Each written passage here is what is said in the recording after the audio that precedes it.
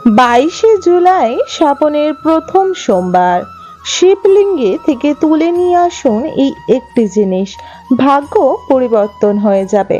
বন্ধুরা, এই পবিত্র শ্রাবণ মাসে যে কোনো সোমবার শিব মন্দির থেকে আপনারা যদি এই একটি জিনিস তুলে নিয়ে আসতে পারেন, তাহলে আপনার ভাগ্যর পরিবর্তন হবে। এই একটি গুপ্ত জিনিসটি তুলে আনলেই ভগবানের আশীর্বাদে আপনার সর্ব পাপ থেকে মুক্তি হবেন, জীবনে অর্থনৈতিক আগমন ঘটবে, সাথে ঘরের ধন সম্পত্তি বজায় থাকবে। এই জিনিসটি যদি কেউ নিয়ে এসে নিজের ঘরে রাখে, তার নানা রকমের আপদ বিপদের হাত থেকে সে স্বয়ং রক্ষা পাবে। বন্ধুরা, জীবনে থাকা সর্বপ্রকার কষ্টর হাত থেকে রক্ষা দেবে বাবা মহাদেব। আর বাবা মহাদেবের আশীর্বাদে আপনার সাথে সর্বদাই শুভ কাজকর্ম হতে থাকবে। বন্ধুরা, 17 জুলাই থেকেই শ্রাবণ মাস শুরু হয়ে গিয়েছে এবং প্রথম সোমবার পড়েছে 22শে জুলাই।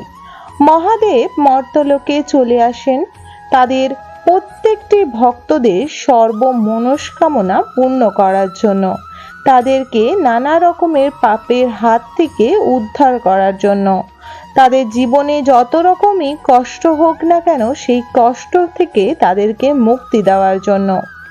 বন্ধুরা, দেবাদিদেব বাবা মহাদেবের আর এক রূপই হলেন পশুপতিনাথ এবং মাতা পার্বতী। এবং দেবাদিদেব বাবা মহাদেবের যদি এই পবিত্র শ্রাবণ মাসে খুব ভালো ভক্তি ভরে পূজা পাঠ করা যায়, তাহলে সেই ব্যক্তির সকল মনস্কামনা পূর্ণ করে দেন দেবাদিদেব বাবা মহাদেব।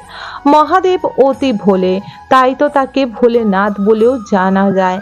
তাকে এক ঘর জল ও একটি বেল্লপত্র অর্পণ করে জীবনে সুখ শান্তি সমৃদ্ধি বজায় থাকে। বন্ধুরা, আজকের সম্পূর্ণ রূপে ভিডিওটি দেখে নেব এবং জেনে নেব এর মাহাত্ম্য কি।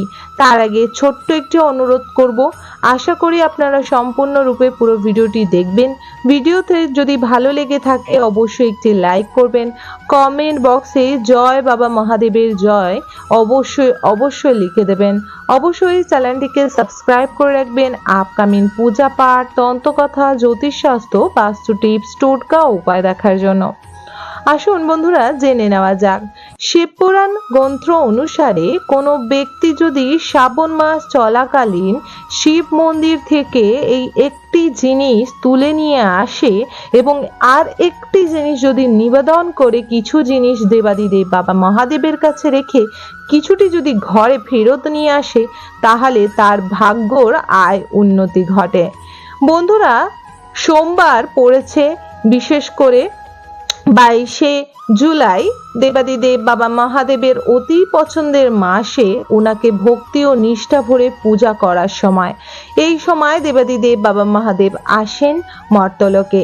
আপনারা সকাল সকাল ঘুম থেকে উঠে স্নান আদি সেরে নেবেন এবং তারপর আপনাকে পরিষ্কার জামা কাপড় পরে আপনার গৃহে দেবাদিদেব বাবা মহাদেবকে পূজা আরাধনা করে নেবেন। বন্ধুরা, পূজা করার পর আপনারা একটি মন্দিরে যাওয়ার আগে আপনারা যতটা বেল্লপাত্র জোগাড় করতে পারেন সেই বেল্লপত্র আপনারা জোগাড় করে নেবেন এবং বেল্লপত্রর মধ্যে অবশ্যই চন্দন আপনারা ছিটিয়ে নেবেন। চন্দনকে ভালোভাবে ঘষে জল দিয়ে ফুল দিয়ে সেই বেল্লপত্র চারিদিকে লাগিয়ে নেবেন। বেল্লপত্র 108টি যদি প্রতি সোমবার কোনো ব্যক্তি অর্পণ করতে পারেন দেবাদিদেব বাবা মহাদেবকে, তাহলে সেই ব্যক্তির সর্বকামনা দেবাদিদেব বাবা মহাদেব পূর্ণ করে। কামনা আপনাকে এমন রাখা উচিত যেটি আপনার সংসার ও আপনার জন্য মঙ্গলময়, বা কারোর জন্য সেটি মঙ্গলময় ও শুভ। এমন কোনো মনোবাসনা দেবাদিদেব বাবা মহাদেবের কাছে বা কোনো দেবদেবীর কাছেই রাখা উচিত না, যার কারণে কারোর ক্ষতি বা কারোর নানা রকম বিপদ ডেকে আনবে। এর ফলে কিন্তু আপনার সংসার ও আপনার জীবনেই দেবাদিদেব বাবা মহাদেব তার পরিণাম দেবে।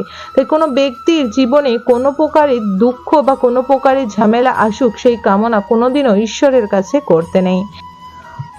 বন্ধুরা, জীবনে সফলতা আসতে খুবই খুবই যদি কষ্টদায়ক দিচ্ছে, তাহলে অবশ্যই আপনারা এই কার্যটি করুন। এই কার্যটি করলে আপনার জীবনে সফলতা পাবেন, চাকরি জীবনে সফলতা ও উন্নতির পদক্ষেপ দেখা যাবে, ব্যবসা জীবনেও উন্নতি দেখা যাবে। জীবনে যদি কোনো প্রকার এমন লোনের দিকে চেপে রয়েছেন, সেই লোনের হাত থেকে রক্ষা পাবেন। সেটি হলো কালো গোলমরিচ। দেবাদিদেব বাবা মহাদেব ও পশুপতিনাথ কাল ভৈরব নাথের অতি পছন্দ কালো গোলমরিচ। এটি শুধু মশলা নয়, এটি নানা রকম টোটকা ও উপায়ের জন্য কার্যকারী এক জিনিস। আপনাকে একটি কাঁচের শিশিরের মধ্যে সামান্য পরিমাণে বা আপনি এক মুঠো কালো গোলমরিচ ও কালো লবঙ্গ দুইটো ভালোভাবে নিয়ে নিতে পারেন এবং সেটি মধ্যে কিছু এলাচ নিয়ে নেবেন।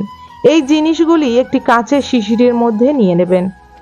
সাথে নিয়ে নেবেন বেলপত্র, এক ঘট জল, জলের মধ্যে অবশ্যই গঙ্গা জল মিশ্রিত করে নেবেন। বন্ধুরা, এটি নিয়ে যাবেন মন্দিরে। উত্তর দিকে মুখ করে দেবাদিদেব বাবা মহাদেবের উপরে এক ঘট জল, বেলপত্র, ফুল, মালা আদি অর্পণ করবেন। করার পর ওনাকে চন্দনের তিলক অবশ্যই করবেন 3 আঙুল সহকারে এবং তারপর শিব ঠাকুরের কাছে কামনা করে কিছু গোলমরিচ, লবঙ্গ ও এলাচ একটি বেলপত্রর মধ্যে নিয়ে দেবাদিদেব বাবা মহাদেবকে অর্পণ করবেন।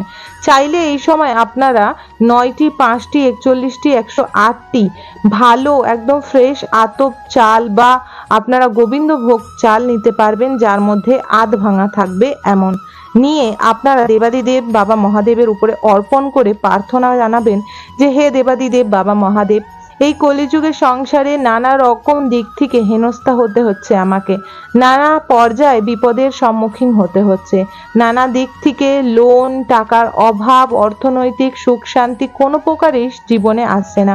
আপনি আশীর্বাদ করুন যাতে আমার জীবনে সর্বপ্রকার সুখ শান্তির আগমন ঘটুক, চাকরি জীবন ও ব্যবসা জীবনের জন্য উন্নতি হোক, জীবনে চলার পথে ধন সম্পত্তি সুখ শান্তির সম্মুখীন যেন আমি হতে পারি, আমার সর্ব আপদ বিপদ থেকে রক্ষা করবেন বলে এটা দেবাদিদেব বাবা মহাদেবের উপরে অর্পণ করার পর একটি মিষ্টান্ন অর্পণ করে দেবেন। তারপরে আপনারা অবশ্যই যে শিশিরে করে এটি নিয়ে গেছিলেন, সেই শিশিরটি দেবাদিদেব বাবা মহাদেবের চরণে ছুঁয়ে নিয়ে আসবেন আর বলবেন, এর মধ্যে আশীর্বাদ প্রদান করুন যাতে এই জিনিসটি আমার সর্ব বিপদ আপদ থেকে রক্ষা করে এবং সর্ব জায়গা থেকে আমার উন্নতি করে। বলার পর আপনারা ওখানে দেবাদিদেব বাবা মহাদেবের সামনে ধূপ ও দীপ অর্পণ করবেন এবং কিছুক্ষণ ওই শিশিরটি যদি রাখতে পারেন অতি উত্তম। আসার আগে ওই শিশির এবং তার সাথে আপনারা দেবাদিদেব বাবা মহাদেবের চরণ থেকে একটু বেলপত্র ও একটি নীলকণ্ঠ ফুল উঠিয়ে নিয়ে আসবেন।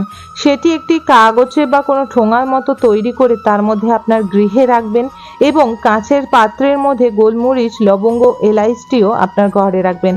চাকরি জীবনে বেরোলে, ব্যবসায় দরকারি কোনো কাজকর্মে বেরোলে অবশ্যই এটি একটি মুখে আপনারা নিয়ে নেবেন। যে কোনো একটি জিনিস দেবাদিদেব বাবা মহাদেবের নাম করে মুখে নিয়ে যদি আপনি ঘর থেকে বেরোন, আপনার উন্নতি জীবনে আসবেই আসবে।